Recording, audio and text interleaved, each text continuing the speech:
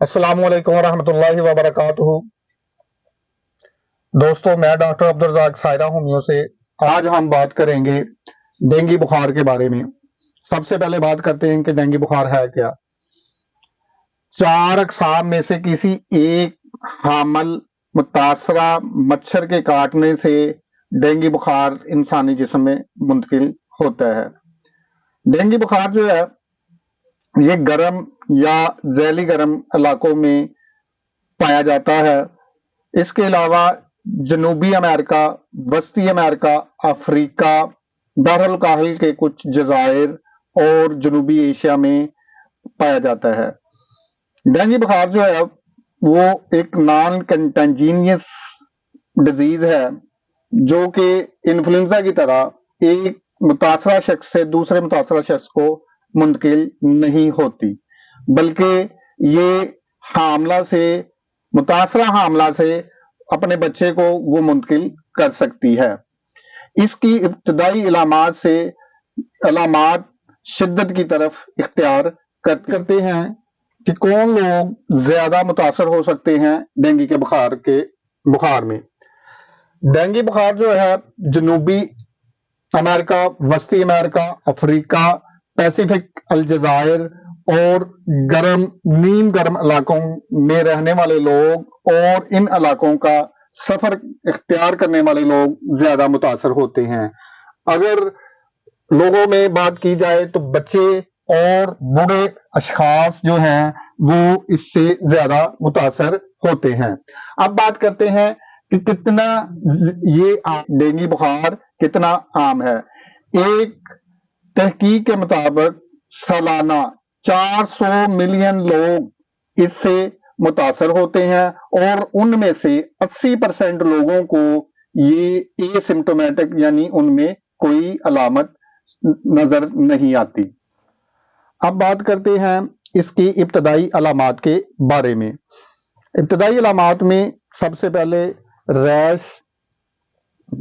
سکن پہ ہوتی ہے، اس کے بعد ہڈیوں میں، پٹھوں میں یا جسم میں دردیں ہوتی ہیں، متلی یا کیا ہوتی ہے اور ہائی گریڈ فیور ہوتا ہے۔ ڈینگی مچھر کے کاٹنے کے 3 سے 10 دنوں کے اندر جو ہے وہ علامات ظاہر ہونا شروع ہوتی ہیں۔ اس کے بعد 4 سے 7 دنوں کے اندر یہ علامات خود بخود رفع ہو جاتی ہیں اور زیادہ تر یہ علامات ظاہر ہوئے بغیر ہی اپنی علامات جسم میں توڑ بھن یا میلجیا جو ہے وہ ظاہر۔ اب بات کرتے ہیں انتہائی شدید علامات یا ہیموریجک فیور کے بارے میں۔ اگر آپ کو بعض لوگوں میں یہ دیکھنے میں آیا کہ 20 میں سے ایک فرد کو ٹمپریچر نل ہونے کے بعد 24 سے 48 گھنٹوں میں علامات جو ہیں وہ شدید ہو جاتی ہیں یا شدت اختیار کر جاتی ہیں، جس میں ریش کا ہونا، الٹی یا متلی کا ہونا، پیٹ میں درد ہونا، بلڈی ڈائریا یا پخانے والی جگہ سے خون کا آنا، مسوڑوں سے یا ناک سے خون کا جاری ہونا شامل ہے۔ اور اس میں مریض جو ہے وہ ہڈیوں میں، پٹھوں میں اور جوڑوں میں ساتھ میں درد محسوس کرتا ہے۔ اس کے علاوہ تھکاوٹ، کمزوری اور چڑچڑاپن شامل ہے۔ اب بات کرتے ہیں ڈینگی بخار کی وجہ کیا ہے۔ اب بات کرتے ہیں کہ ڈینگی بخار کی وجہ کیا ہے۔ 4 اقسام میں سے کسی ایک قسم کے حامل مچھر کے کاٹنے سے انسانی جسم میں یہ وائرس داخل ہوتا ہے اور داخل ہو کر خون میں یہ اپنی کاپیاں بنانا شروع کر دیتا ہے۔ ہمارا یہ وائرس اور ہمارا مدافعتی نظام اس کے رد عمل میں جو چیز ظاہر کرتا ہے وہ بیماری ہوتی ہے۔ کہ ڈینگی وائرس پھیلتا کیسے ہے۔ ڈینگی وائرس جو ہے یہ ایک مچھر ایڈیس کی وجہ سے پھیلتا ہے جو کہ چکن گونیا اور زیکا وائرس پھیلانے کا باعث بھی بنتا ہے۔ اب بات کرتے ہیں کہ ہم اس کی احتیاط کیا کر سکتے ہیں۔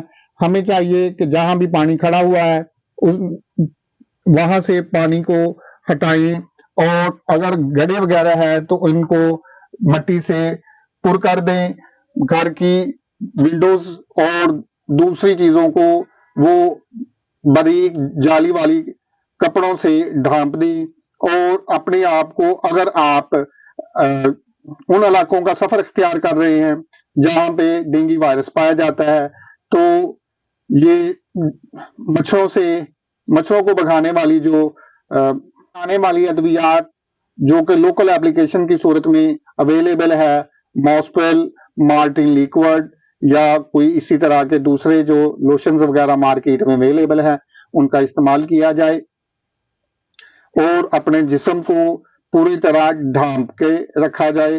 हाफ स्लीव्स कपड़े ना पहने जाएं और सॉक्स वगैरह पहन के पाँव वगैरह को वो ढांप के रखें। अब बात करते हैं हम इसकी लैब टेस्टिस के बारे में।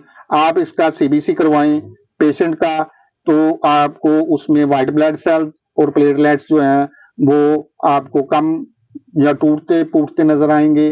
और अगर इसका एक और टेस्ट है जो वर्ल्ड हेल्थ WHO ने रिकमेंड किया, उसे कहते हैं टूर्निकेट क्लास टेस्ट। वो टूर्निकेट बांध के देखा जाता है, अगर मरीज को रैशेज हैं तो वो स्पॉट ज्यादा जो है वो डिसअपियर नहीं होते, उसे टूर्निकेट पॉजिटिव टेस्ट कहते हैं। अब बात करते हैं हम इसकी ट्रीटमेंट के बारे में। अगर पेशेंट को शिद्दत इख्तियार कर गया तो ट्रीटमेंट में सबसे पहले हम कार्सी 1 mg की एक डोज देते हैं, उसके बाद ट्यूबर 1 mg की एक डोज, उसके बाद मलेरिया ऑफ की एक डोज, इसके बाद डेंगू 1 mg की एक डोज देते हैं। डेंगू 1 mg के बाद चाइना सल्फ CM में 3 खुराकें, इसके बाद क्रोटेलेस 1 mg की 6 खुराकें बिल तरतीब इस्तेमाल करवाई जाती है। और ये अद्वियात का दोहराना जो है पेशेंट कंडीशन के ऊपर डिपेंड करता है कि मरीज को अलामात कितनी शिद्दत में है। अगर शिद्दत बहुत ज्यादा है तो यही अद्वियात आधे घंटे के वक्फे से हम बिल तरतीब इस्तेमाल करवाते हैं। अब बात करते हैं अगर हेमोरेजिक फीवर है तो फिर मेलिफोलियम CM की एक डोज जो है वो इस्तेमाल करवाते हैं। उसकी तरतीब ये रखते हैं, कार्सी 1 mg की एक खुराक, उसके बाद ट्यूबर 1 mg की एक खुराक, इसके बाद मलेरिया ऑफ की एक खुराक, इसके बाद डेंगू फीवर की एक खुराक, इसके बाद चाइना सल्फ CM में 3, इसके बाद मेलिफोलियम CM में 1, इसके बाद क्रोटेलेस 1 mg में 6 खुराकें इस्तेमाल कराते हैं। उम्मीद करता हूं